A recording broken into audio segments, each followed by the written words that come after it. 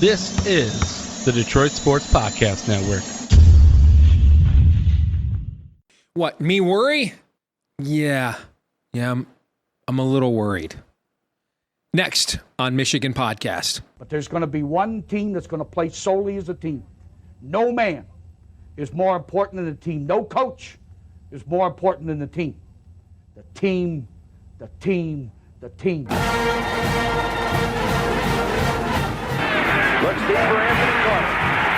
Waits for it. Hit. Caught. They said you can't beat Ohio State. Now what? Brady gets terrific. Throws it. Get it. Touchdown. Knight again.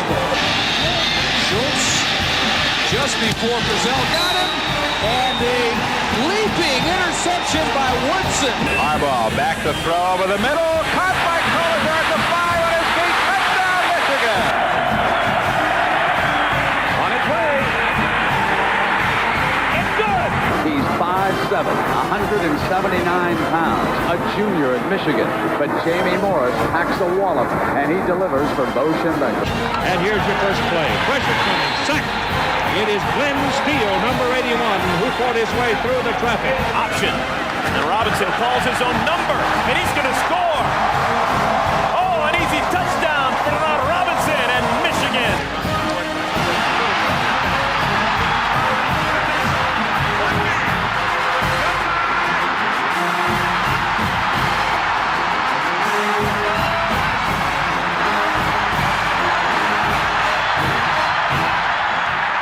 We're going to win it. We're going to win the championship again because we're going to play as a team. And when we play as a team and the old season is over, you and I know it's going to be Michigan again. Michigan.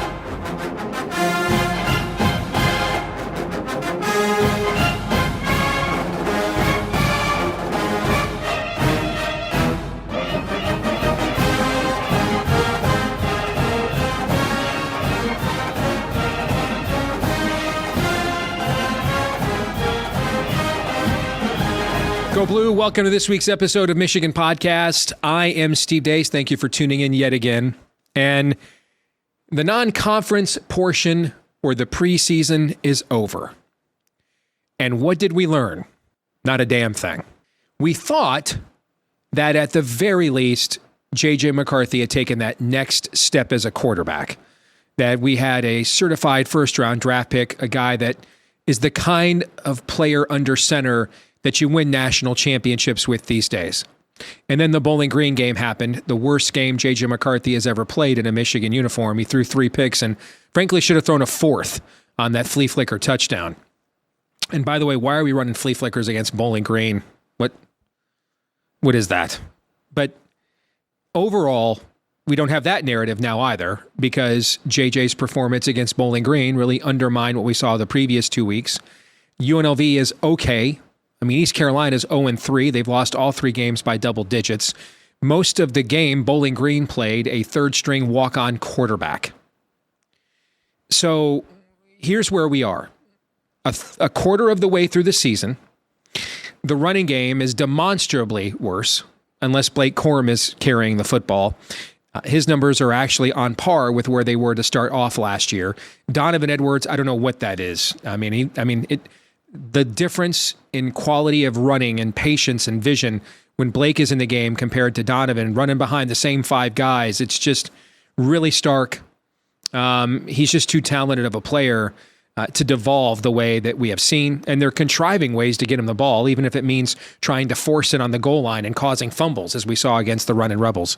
The offensive line, Michigan finally decided it had enough of the Miles Hinton experiment. I mean, watching him every week, Miles Hinton has been put on his ass. And again, we're talking about East Carolina, UNLV, and Bowling Green. So they finally had enough, put the Arizona State transfer Ladarius Henderson in at left tackle, and switch Carson Barnhart to right tackle in the second half. Lo and behold, the performance gets demonstrably better. I mean, in other words, the lineup everybody thought they were going to play all season long. Okay. Michigan looked ragged against Bowling Green. I think you saw J.J. McCarthy do something we've yet to see him do in a Michigan uniform, lost his composure. Michigan looked disinterested throughout a lot of the non-conference portion. This is just a team loaded with pros, and it's apparent it's aware of this, that it has read a lot of its press clippings and is very aware of how dominant it is supposed to be, and is in many cases kind of not doing the little things. I mean, Trevor Keegan is just an example. Okay, but we know that guy can be an all-American level guard. Cornelius Johnson blocking on the perimeter. We'll do that in the games that count, Okay. Maybe when you're a veteran team like this, you can just turn it on like that. And we better hope so. Because what we've seen these 3 weeks ain't gonna cut it. And then you look at the depth. We'd heard so much talk about all the depth on this team. The second team offense never scored a single point during the three preseason games in the non-conference. Nothing. In fact, they weren't even close to scoring a touchdown in any of the games. Michigan looks completely ill-prepared for the new clock rules. You only run 44 plays against Bowling Green. What was it, 51 against UNLV? That's not going to cut it, man. If you're going to run so few plays against Penn State, Ohio State, even if you go on the road to Nebraska and Minnesota, you're shrinking your margin for error. You are the better team than most of those teams. So the more plays that are run, the more likely you are to win. If the more talented team gets to run more plays, chances are eventually that talent is going to play itself out, as opposed to when you're running 44 or 51 plays a game. So Michigan seems completely ill-prepared for the new clock rules. I want to chalk some of this up to Harbaugh not being there. And so we've had this coaching shuffle, which Harbaugh himself created, making all of this worse, right? So everybody had to get a taste, and of course, with Michigan in the non-conference, the minute it looks like they have any kind of a lead, take everybody out and put in the fives. So it's really hard to build and understand what you're looking at in the fourth quarter when a bunch of guys you won't see the rest of the season are out there playing most of it. It just seems like the entire non-conference was a waste of everybody's time and accomplished nothing. Absolutely nothing. I can't think of a single positive. I mean, I want to say the defensive front looks incredible, but again, look who they played. So I don't know that either. Again, maybe you can just turn it on. The good news is these are all guys we've seen play at a championship level the last couple of years in many cases, like the aforementioned Trevor Keegan and Cornelius Johnson, for example. So we know it's there. It's not like you're watching a team that you expected to be good because they had these new guys and now you're a little worried because of the way it started off. These are all guys that have rings or multiple rings in a maize and blue uniform. So we're really talking about then the coaching and how much of that was thrown off by all the coaching shuffling with the suspensions and guys doing double duty. I mean, I don't think he did a great job as a head coach Saturday night. It certainly was not one for the, Sharon Moore to replace Jim Harbaugh whenever he lives narrative, for sure. On the other hand, though, we did ask Sharon to be the offensive line coach, the offensive coordinator, and the head coach. That's an evening. That's a full evening. Okay. So maybe some of that, if not hopefully most of it, gets alleviated when the head man returns here this weekend and everybody kind of settles into their roles. But I got to question some of the leadership on the team too. I mean, again, a lot of these are guys that have rings. And if we're kind of just playing like, well, let's not get hurt against, East Carolina, let's go half speed, let's do that. I don't know, man. I kind of wonder, what was the approach all off season long? Are you really going to be able to just flip that switch just like that? I sincerely hope so. Because the game Michigan played against Bowling Green on Saturday night would have lost against every team remaining on our schedule, including Rutgers this weekend. I have no idea how good Rutgers is. They're 3-0 for the third straight year under Greg Schiano. I suspect they're probably not that good, but here's the thing. They won't be intimidated. They took Michigan to the wire in this stadium 2 years ago. They led at halftime in their stadium a year ago. They will come in and punch Michigan in the mouth. They will throw all kinds of exotic blitzes and looks at J.J. McCarthy to make sure he's not rattled, that his confidence has been restored after whatever happened in this last game. Special teams, you saw with Bowling Green, the pooch kicks and everything else to create turnovers. Greg Schiano is a special teams guru. They will do all of those things as well. They will show no sign of intimidation against Michigan. So you're not going to throw your helmets out there and beat these guys. You're going to have to actually beat them. And it will take a better effort than we've seen thus far and a more complete effort than we've seen thus far. So who knows whether to overreact or not. I mean, the way Michigan approached these games, get the starters out ASAP. Guy's got a hangnail, he sits, take him out. We don't really know how injured guys are that have not played. We don't really know, some of the cohesion and things of that nature. They've run so many guys in and out of the lineup. Here's what we do know. They had this exact same kind of schedule a year ago, and they looked like a much more potent killing machine than they did against this kind of a schedule this year. So again, maybe they can just flip the switch, and with a team with this many veterans, they can do so and say, all right, now it's Big Ten season, it's go time, let's get it on. I hope so. Because what we've seen in the non-conference does not look like the kind of team that was expected to challenge for a national championship. Steve Deace here, and we get asked a lot, hey, how can we support what you guys are doing at Michigan Podcast? Well, now is a great time to become one of our supporters on Patreon. Patreon.com/Michigan Podcast is where you can go. Patreon.com/Michigan Podcast. And if you go there, we're going to make you a little jingle. In fact, you would have gotten these a few months ago, long before the season even started. All of my 2023 football futures bets I've made thus far. I can't recommend a selection any more than I bet this myself. And last year, if you followed my football futures bets and you bet alongside of me, you made a pretty nice ROI chunk of change by the time the season ended. So keep up to date on all things we think and do here at Michigan Podcast, patreon.com/Michigan Podcast. But more importantly, just $5 a month. And chances are you're going to make a lot more money than that following our sports betting selections. Patreon.com/Michigan Podcast. Again, Patreon.com/Michigan Podcast. And thanks to all of you that have been supporting us already. We appreciate each and every one of you. Go Blue.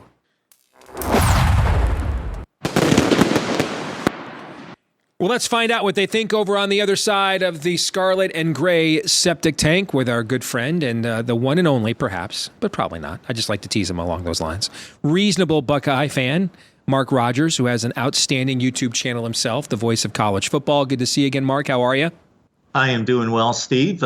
Doing much better after 63-10 against Western Kentucky. It didn't mean a whole lot in some ways, but in other ways, those are the type scores that championship teams post against those type of opponents. Well, it appears we have switched spots, Mark, because the performance against Bowling Green the other night was absolutely atrocious. I think it was maybe the worst non-conference game that Michigan has played, regardless of opponent, in the Harbaugh era. Bowling Green converted numerous third and longs. Bowling Green had to play most of the game with a walk-on third-string quarterback. J.J. McCarthy played, I don't even know what number 2 would be. This was so by far the worst game he played in a Michigan uniform. I wouldn't even know where to rank number 2 at this point. They finally figured out, the offensive line that everybody thought we were going to start all year long, they finally went to it in the third quarter, and lo and behold, it actually started working. I don't know why they watched Miles Hinton get put on his ass 3 weeks in a row, and they finally decided maybe if a guy can't block East Carolina and Bowling Green, maybe he just can't block, or at least not yet. The team looked very ragged, looked very unprepared, looked very disinterested, and the one narrative we had after the first 2 games is this looks like now J.J. McCarthy's team. He's ready to step forward and be the kind of quarterback that drives teams to national championships, except I think his performance this week kind of stole that narrative from us. So, last year we had a lot of guys coming back from a Big Ten champion, but your team was still the consensus preseason Big Ten favorite, and so we still got to play with a bit of a chip on our shoulder. When I look at Michigan right now, I see a team that is way too aware of its preseason expectations. I see guys like Trevor Keegan not finishing blocks, Cornelius Johnson on the perimeter not actually blocking. I mean, these are things we know these guys do and do very well at a high level. Almost as if they're like, we came back for another year, but we're saving it, for the games that count. So, your program has been more consistently in this position for the last decade or two than ours has been. Maybe guys can really do that. Maybe guys can just really turn it on and snap a finger and it's like, all right, this counts now. It matters now. I don't know. But this non-conference to me for Michigan accomplished absolutely nothing.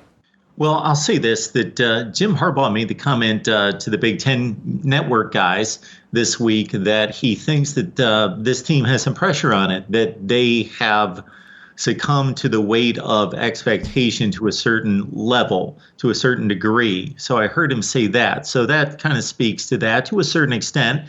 I deal with probabilities because in this sport, we have less data points. The season's so short, there are so many data points that don't necessarily matter.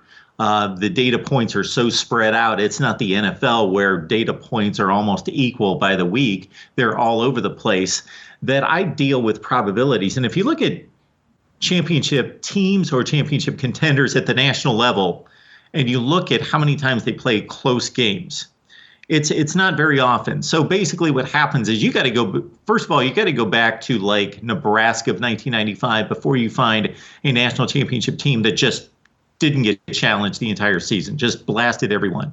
So you're going to get challenged at some point. Well, that's typically against the better teams. And then there are some capable teams on the schedule, some 8-4 type clubs that shouldn't usually challenge, but the formula was working that particular week, and that turned out to be a trouble spot. But the trouble spots should not be against the group of fives.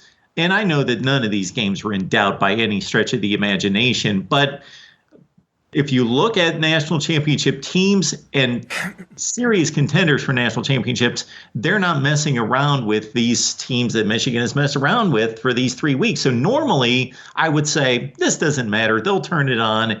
They did race out to big leads. Typically, especially the first 2 weeks, the offense looked good, briefly raced out to the lead, and then they just sat on it. This was a bit different against Bowling Green at 14-6 at halftime.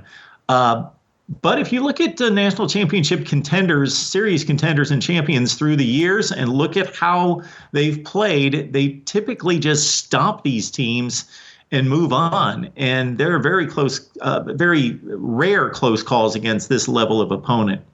Well, I don't even know how to do a ranking. I mean, I try to put a top 25 poll together every week. I don't even know how to do a ranking this week. I mean, you had Ohio State to me has looked like what we are used to Ohio State looking like for one quarter this entire season thus far. Florida State tried every way it possibly could to blow a 31-10 lead to a team that should have lost to Holy Cross. Texas was tied 10-10 to Wyoming with its backup quarterback heading into the fourth quarter. Georgia was down 24-14 at half against South Carolina. I mean, I don't even know how to do a top five. I mean, Washington looks really good, but Boise State's just not what they used to be. Michigan State, I mean, you got 700 yards against them. That's not a good team, but clearly they're also very distracted by the Mel Tugger situation there, okay, and was not really interested in playing much football. So we'll see. And Washington's schedule at the end of the year, Washington and USC basically have the same schedule, where there aren't a lot of challenges early on, and then the second half of the year they're just playing banger after banger after banger every single week. So we'll find out more about them later. I mean, I wasn't even sure to put a ranking together. I mean, how good is Texas's win over Alabama now? To me, I kept Florida State number one despite losing to BC because I still think they have the best win against LSU, and LSU, of course, looked terrific against Mississippi State on the road last week. But what you just said could apply to a lot of teams. Now, I don't think South Carolina and Bowling Green are the same, but if we're all acting as if this is the Georgia Invitational, then, you're not down by 10 at halftime against a team North Carolina had 9 sacks against, for goodness sakes. I don't know. Do you tell me who's actually great? I don't know who it is. I really don't. Well, I'm going to blow some people's minds if they don't really understand how I rank teams. North Carolina is number one in my rankings. I do not believe that they're the best team in the country or anything close to it, but they have 3 quality wins against 3 quality opponents, more so than anybody else in the country. So I do it a little bit different, and then it kind of makes its way back to what is the norm for most. I will say this. I don't know if we can make an analogy between this college football season and what we see in the first couple of rounds of the NCAA men's basketball tournament, where there's chaos all over the place, or perceived chaos. Chaos in spots that it's like, oh, this is a crazy tournament. Mm-hmm. And then, but the ones are still there. The twos are generally still there. And when it comes to a head at the end. In the Final Four, you got 2 1s, a 3, and a 5, and it's generally about where it should be, and the cream still rises at the top. It's just all that mayhem beforehand before we get there. I tend to think that that's where we're at. I know that I've added up in recent memory the Power 5 versus Group of 5 results, and it's like clockwork where the Power 5 wins almost 90% of those games. It's in the high 80 percentile, and that's where it is this year as well. Even though there's a lot of crazy results and a lot of near misses, the teams are doing pretty much what they are supposed to do. But you're right, there's no juggernaut out there that is shown to be a juggernaut consistently. None of these teams. I mean, look at Penn State. I mean, look at, okay, they looked, West Virginia, not a bad win. They're not great, but that's a nice Power 5 win. They also tacked on a touchdown in the last 30 seconds to make it look better. Illinois, yard for yard, physically was right there with Penn State the entire game. They just couldn't stop turning the ball over. And a lot of these weren't like, wow, that was a wicked hit, caused a fumble. A lot of these were like Luke Altmaier just finding wide open Nittany Lions. All right, so they were -4 in turnovers. I just don't know. I mean, if I did it strictly off of eye test, I'd probably vote Washington number 1. But I think this is what we've seen so far, a quarter of the way through the season. I'm not entirely sure who's good. And if you look at this year, we I think had maybe the most underwhelming non-conference slate of games in the early weeks that I can ever remember. And I think that's part of it. Now, this week, things really crank up. We have the most ranked games in September in 17 years. 2006 was the last time we had this many. Most of those are going to be conference games because conference games are starting earlier now. But there are a few of those that are non-conference games, like you guys are playing at Notre Dame. And so Kyle McCord, first road start, the most historic setting in the sport, Notre Dame Stadium, prime time, right? But, we're going to learn a lot more, I think, these next few weeks because I think a lot of teams, let's just say and Michigan's one of them, kind of ease their way into the season here a little bit. Steve, I don't know that there's another conference in America where the teams or the fans of those teams have a more valid comparison to make. And this really much drives the narrative or the perception of your team if you're a Michigan fan, if you're a Penn State fan, if you're an Ohio State fan, because you look at your team, evaluate their performance against weak competition, but then you look at the other two and you try to size it up that way. And I don't know that there's a direct comparison like that across the sport and other conferences that's I'm not going to say that it's valid because there's so much that goes into it in terms of scheming and motivations and levels of bad teams. Mm-hmm. Illinois is kind of a bad team right now, or they look that way after the last 2 weeks against Kansas and Penn State. But obviously they're not a Bowling Green bad team or a Western Kentucky bad team. So that's also weighing into this perception is obviously the perception of the other two. Michigan fans have been all over my channel for 2 weeks just pounding their chest about how great they are and that Ohio State's struggling and this won't be a game. And we're considering Penn State to be more of our rival or this year's rival or contender for the championship than Ohio State, and pretty much just checking the box that Ohio State's a win at the end. And now a lot of them change their mind because they're fans, they're fanatics, they're reactionary based on one performance and one result. So that's where we're at. For Ohio State, obviously, a lot's going to be discovered this Saturday in South Bend. That will be fascinating because I think we've got a situation where Ohio State's a better, more athletic team. But they've not been playing as well as Notre Dame until last week. They played a much better game and eased some concerns. But the question that I've got in comparing these two quarterbacks is no quarterback likes pressure, can withstand heavy pressure. Tom Brady can't throw touchdown passes on his rear end. But the pressure, what does that do between the quarterback's ears? For Sam Hartman with 45 or 50 starts under his belt, I got to think that he bounces back from that. He's not going to be hurrying his passes when he's got a comfortable pocket because he got pressured 3 consecutive dropbacks before that and imagining pressure. Whereas Kyle McCord, I don't know that he's going to respond like that, but it's, again, I tend to predict and project things based on probabilities, and the probability is that Kyle McCord is going to be, if he's pressured early, that's going to impact and affect him the rest of the game. Mm-hmm. And I think he has to have success throughout this game. And I was making this comment to somebody yesterday on a show that if this is a shootout and it's 45-42 and Kyle McCord's got the ball in his hands with 2 minutes left and he's got to drive the field, well, if he's thrown for 405 yards and he's gained a level of comfort, then that's a much different situation than if they're down by 3 or 4 points with 2 minutes left and it's a 14-10 game and his defense is winning the game or keeping them in the game, and he hasn't accomplished anything, and he's got no confidence at that point that he can do anything. So litmus test for the Buckeyes. I think this game's a toss-up in South Bend. Before we let you go, what do you expect to see from Michigan and Rutgers on Saturday before you all play? Schiano is, still one of the best defensive minds in our league. Clearly, he watched that tape. I think you're going to see them completely take away the run and see where J.J. McCarthy's confidence is really at.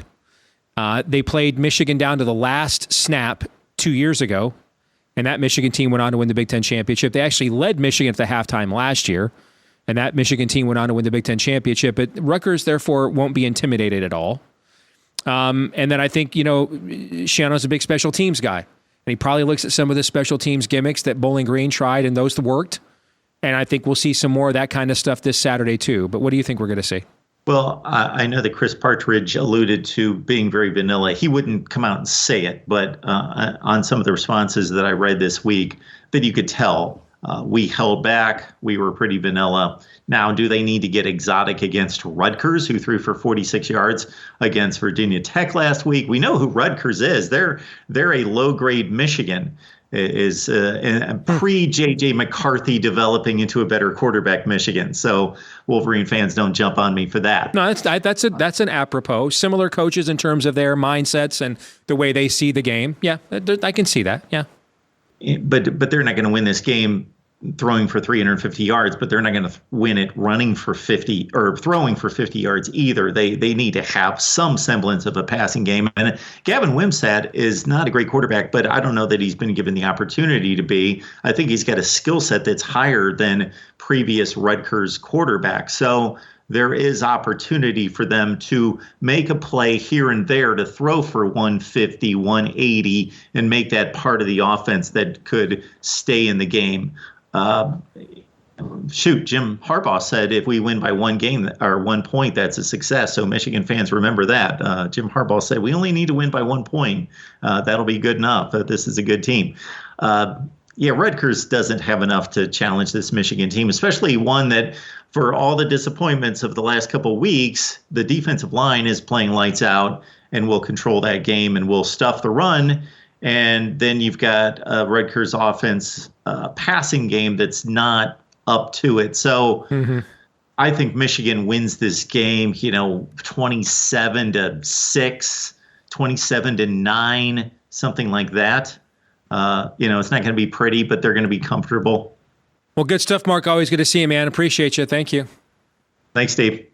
This week's Twitter poll results, we asked you, do you still think Michigan will win the Big Ten title after what you saw during the non-conference?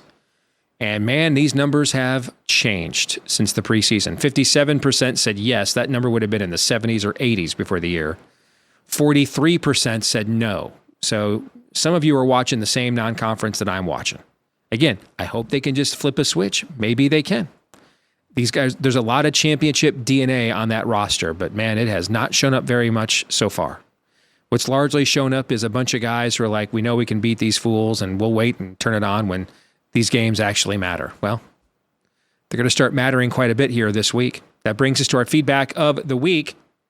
Tyler Joseph says, I'm not drawing any conclusions on any of Ohio State, Michigan, or Penn State based off of their crappy schedule so far. Nobody wins or loses championships by blowing out crappy teams. Win and move on. And that's, for me, an Ohio State fan. And there is something to that. It was Harbaugh or somebody else I saw in my Twitter feed on the Michigan side of things say today, and they raised a very interesting point. Now that sports betting and gambling is becoming comprehensively legal across the country, and that seal has been broken, the taboos of discussing point spreads and stuff. And, people could not even back in the day when Brett Musburger would mention the point spread in a college game that he was covering for CBS back in the 80s. Well, now this stuff is common vernacular. The parlance is everywhere. And so it's also, is it greatly influencing the perceptions of these games that people have? Like if Michigan's favored by 38 over East Carolina and wins 30-3 instead, and East Carolina only scored because it kicked a field goal on the very last play of the game. Well, you knew Michigan was supposed to win by more than 38. Normally, you would have said that was a dominant performance. That is an interesting hypothesis. I do think that it is factoring in to the zeitgeist of thought. And that's something to think about moving forward for sure. All right, that's going to do it for this week's episode of Michigan Podcast. Don't forget to like, rate, subscribe, share, 5-star review, follow, whether you're watching here on YouTube or listening there on iTunes. Help us to find more Michigan fans just like you, pretty please. And thank you to all of you who already have.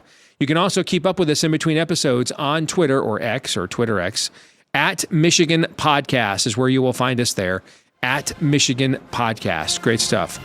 Also, it's great to talk to you guys every single week. Look forward to it. Thanks for all your comments in the comments section. Keep those coming as well. Until the next time, I'm Steve Deace. Go Blue.